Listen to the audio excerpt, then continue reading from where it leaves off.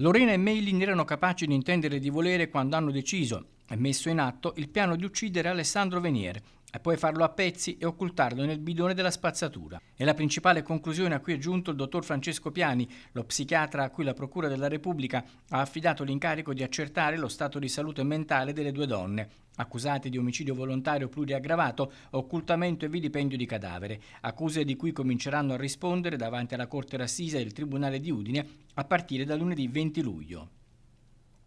Il pubblico ministero Giorgio Milillo, oltre alla valutazione sulla capacità di intendere e di volere al momento del fatto e nel periodo che ha preceduto l'omicidio, dunque la fase di decisione e organizzazione del delitto, ha chiesto al dottor Piani di accertare anche la capacità di partecipare coscientemente al giudizio e la pericolosità sociale delle due donne. In questo caso lo psichiatra ha concluso per entrambe che siano capaci di stare in giudizio, mentre per la pericolosità sociale ha ritenuto che Lorena non sia socialmente pericolosa sotto il profilo psichiatrico, mentre Meilin, essendo affetta da un disturbo caratterizzato da crisi psicotiche che alternano fasi acute e di remissione, è da considerare a rischio di cadute. Infine, tra le altre cose, è stata valutata anche la capacità di intendere e di volere attuale. Secondo Piani, per Meilin è da considerare al momento piena. Per Lorena, pur essendo capace di intendere e di volere, deve essere considerato un alto rischio suicidario emerso dai test a cui è stata sottoposta.